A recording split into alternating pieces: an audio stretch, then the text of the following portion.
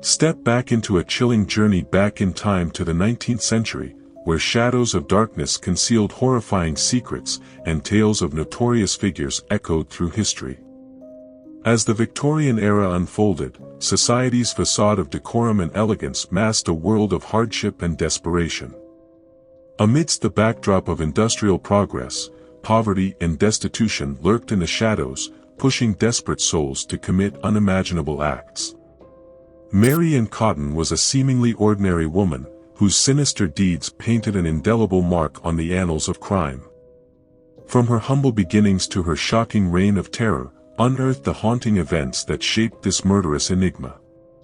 This is a tale that will burrow deep within your psyche, gnawing at the corners of your mind, long after the shadows fade away. But beware, her secrets are darker than the night itself, and the shivers that will crawl down your spine are only a prelude to the haunting horrors that lie ahead. In the small village of Low Morsley, County Durham, Mary Ann Robson came into this world on the 31st of October in the year 1832. Her parents, Margaret and Michael Robson, lived a simple life. Michael worked as a colliery sinker, toiling deep underground in the mines, while Margaret took care of the household. The Robson family was not without tragedy, as they lost Mary Ann's sister, Margaret, shortly after her birth in 1834. However, they found joy again, when her brother Robert was born in 1835.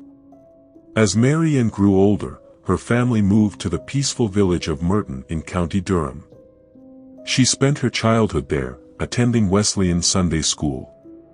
Unfortunately, tragedy struck again when Mary was just 8 years old. Her father had a fatal accident, falling 150 feet down a mine shaft at Merton Colliery in February 1842. His body, heartbreakingly, was delivered to the grieving family in a sack, labeled with the stamp, property of the South Hetton Coal Company. The Robson family faced eviction as their home was tied to Michael's job in the mines. In 1843, Mary Ann's mother, Margaret, married a man named George Stott. Life went on, and at the age of 16, Mary Ann decided to leave home to pursue a career as a nurse. She found work in the nearby village of South Hetton, serving in the home of Edward Potter, a manager at Merton Colliery. It was a demanding and honorable job, taking care of the sick and injured. After some time, Margaret and George sent all of their children, including Mary Ann, to boarding school in Darlington, but after a few years, Mary returned to her stepfather's home. She had a passion for sewing and fashion, so she began training as a dressmaker. Little did anyone know that Mary's life would take an unexpected turn, leading her down a path that would make her infamous in history. In 1852, at the age of 20, Mary Ann embarked on a new chapter in her life, marrying a colliery laborer named William Mowbray, at the Newcastle upon Tyne Register Office. Together, they decided to move to southwest England, seeking new opportunities and a fresh start. During the time they lived away from County Durham, there were unfortunate reports of several of their children passing away at a young age. Tragically, none of these deaths were officially registered, as enforcement of birth registration laws didn't begin until 1874. The only recorded birth was that of their daughter, Margaret Jane, born in St. Germans in 1856. Eventually, the couple returned to their roots in northeast England. William found work as a fireman aboard a steam vessel that sailed out of Sunderland before transitioning to become a colliery foreman. Despite the hardships they faced, they were blessed with the birth of another daughter, Isabella, in 1858. However, their joy was short-lived as they mourned the loss of Margaret Jane in 1860. Undeterred by their trials, Mary and William welcomed another daughter, also named Margaret Jane, into their lives in 1861. In 1863, they celebrated the birth of a son, John Robert William. Sadly, their happiness was marred by sorrow once again, when young John passed away the following year from gastric fever. The family's financial situation was not without some safeguards. William and their children were insured by the British and Prudential insurance offices. Upon William's passing in January 1865, Mary received a payout of £35, equivalent to approximately £5,500 in 2023, which was a considerable sum, and about half a year's wages for a manual laborer at that time. Additionally, she received £2 for the loss of her son John Robert William. The loss of her husband and children weighed heavily on Mary's heart, leaving her to face a future filled with both challenges and uncertainties. Following William's passing, Mary sought a fresh start in Seaham Harbour, County Durham. There, she entered into a relationship with a man named Joseph Nattrass. Sadly, during this time tragedy struck once more, when her 3-year-old daughter, the second Margaret Jane, succumbed to typhus fever. This heartbreaking loss left Mary with only one surviving child out of the 9 she had borne. Feeling the need for a change, she returned to Sunderland, and found employment at the Sunderland Infirmary House of Recovery for the Cure of Contagious Fever Dispensary and Humane Society. As she grappled with her grief, she made the difficult decision to send her surviving child, Isabella, to live with her mother, presumably in hopes of providing her with a more stable environment. During her time at the infirmary, Mary encountered engineer George Ward, one of her patients, and they developed a bond that led to their marriage at St. Peter's Church in Monkwearmouth on August 28, 1865. However, their happiness was short-lived as George's health began to deteriorate rapidly. He suffered from paralysis and intestinal problems, which plagued him with prolonged illness. Sadly, George passed away on October 20, 1866. The cause of George Ward's death, as recorded on his death certificate, was a combination of English cholera and typhoid. The attending doctor, who later provided testimony, mentioned that George had been very ill, making his sudden death a surprise. Once again, Mary found herself collecting insurance money in the wake of her husband's passing. James Robinson, a shipwright from Powlyon in Sunderland, was going through a difficult time as his wife had recently passed away.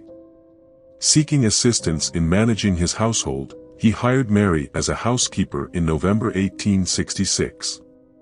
However, tragedy struck again just a month later when James' baby son, John, succumbed to gastric fever. Grieving and in need of comfort, James found solace in Mary, and their relationship took an unexpected turn as she became pregnant.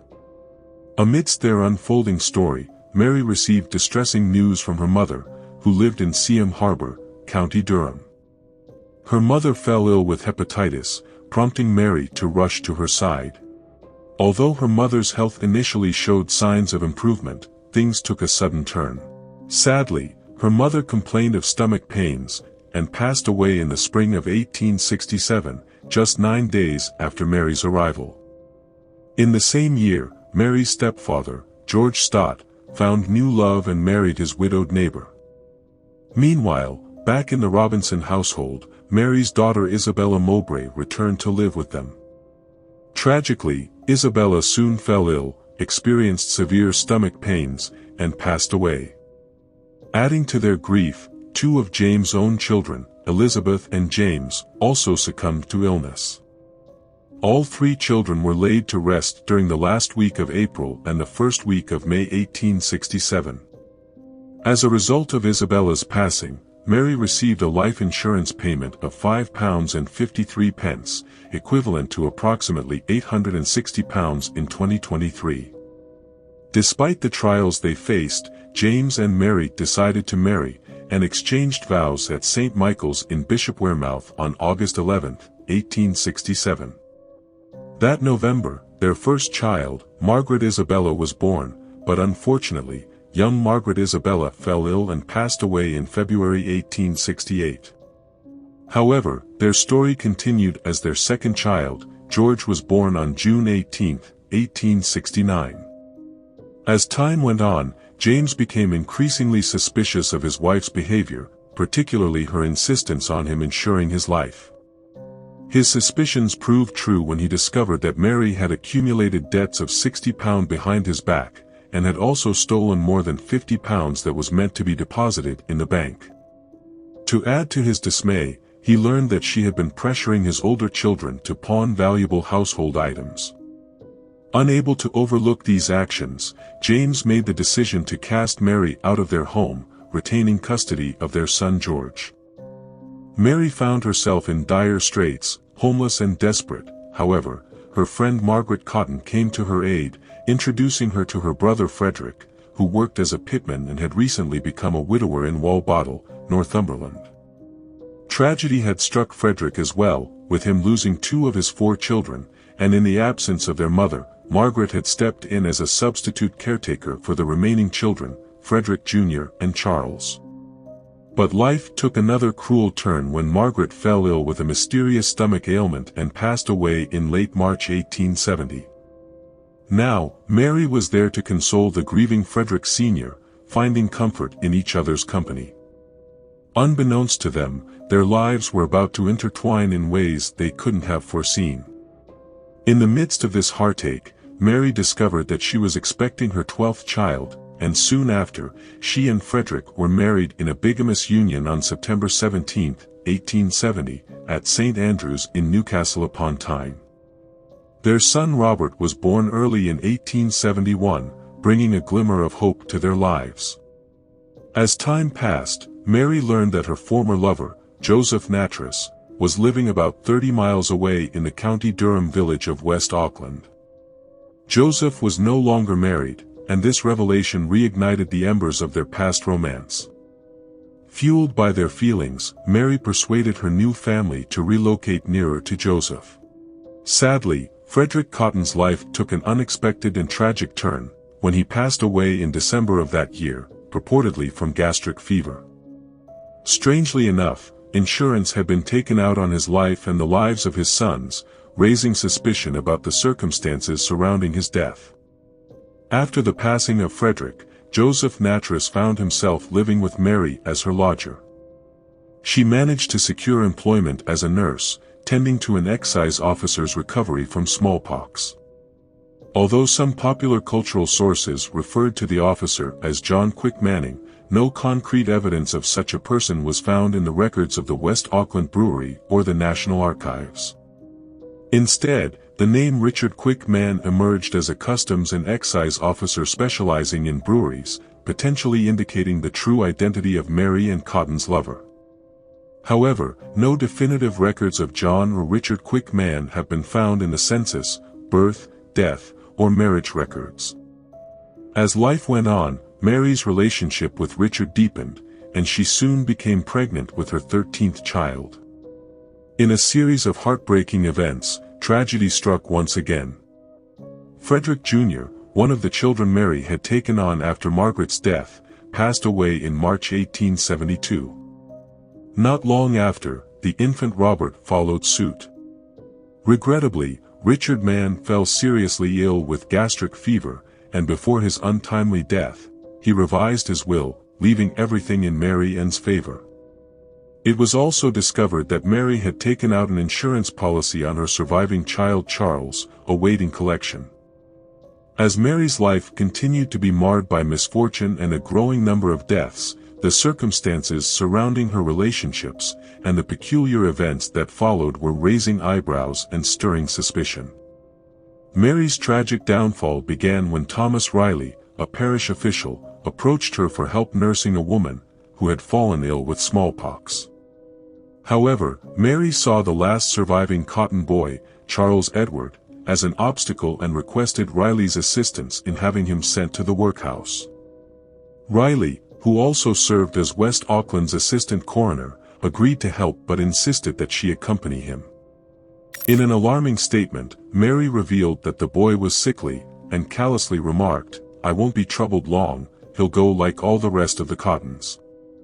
A mere 5 days later, Mary informed Riley that Charles had passed away.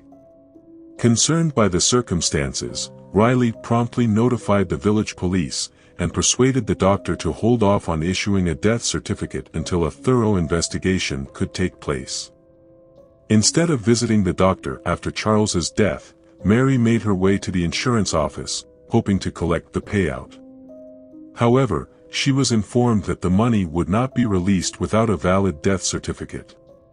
An inquest was conducted, and the jury delivered a verdict of death by natural causes.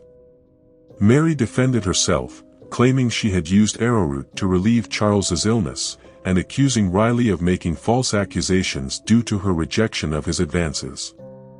The local newspapers soon caught wind of the story, and started delving deeper into Mary's past. They uncovered a troubling pattern. She had moved around northern England, and had lost 3 husbands, a lover, a friend, her mother, and a staggering 11 children, all of whom had supposedly died from stomach fevers.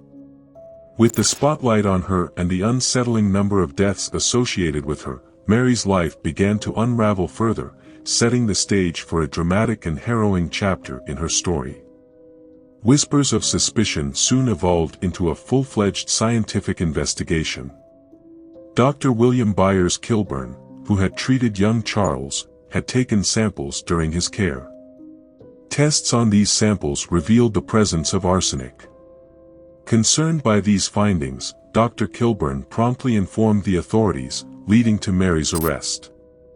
The police then obtained permission for the exhumation of Charles's body to further examine the evidence.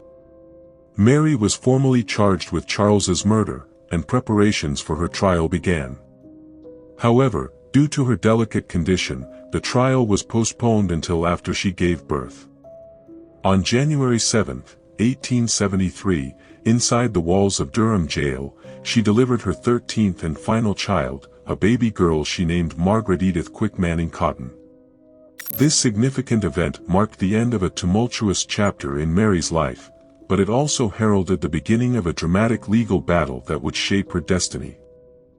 The day had come for the trial of Mary and Cotton, and the Durham Assizes bustled with anticipation. It had been a long time coming, delayed due to the selection of prosecution counsel. Ultimately, Charles Russell, a protégé of the Attorney General Sir John Duke Coleridge, was chosen to lead the prosecution. Russell was a rising legal star and would later be involved in several other well-known poisoning cases. On the other side of the courtroom, Thomas Campbell Foster represented the defense. He argued that Charles had succumbed to inhaling arsenic, which had been used as a dye in the green wallpaper of the Cotton home. The doctor who testified explained that he found no other powders on the same shelf at the chemist's shop, while the chemist himself claimed there were other powders. Campbell Foster suggested that the chemist might have accidentally used arsenic powder instead of bismuth powder when preparing a bottle for Cotton, possibly distracted by conversations with others. After careful deliberation, the jury took 90 minutes before reaching a verdict, guilty. The Times correspondent noted that Mary initially displayed strong emotions upon hearing the verdict, but soon reverted to her cold and reserved demeanor. Despite her conviction, she remained steadfast in asserting her innocence, hoping that royal clemency would be granted. Numerous petitions were presented to the Home Secretary on her behalf, but they proved futile. The day of reckoning arrived, and Mary and Cotton was executed on March 24, 1873, at Durham County Jail. William Calcraft carried out the hanging, but tragically, her death did not come swiftly. Instead, she suffered strangulation, as the rope had been rigged too short, possibly deliberately. Among Mary Ann's 13 children, only 2 survived her, Margaret Edith and her son George from her marriage to James Robinson. And with that, the chilling tale of Mary and Cotton came to a close, and her dark secrets concealed in the shadows of history were finally revealed to the world. Her story is one that will continue to haunt the memories of those who dare to delve into its depths. Her crimes were fueled by desperation, deceit, hunger for money, and escape from the hardships of her time, but as her victims piled up, so did the weight of her sins, until she could no longer escape the grasp of justice. So let this be a cautionary tale for the ages, a reminder that the shadows of the past can hold chilling secrets.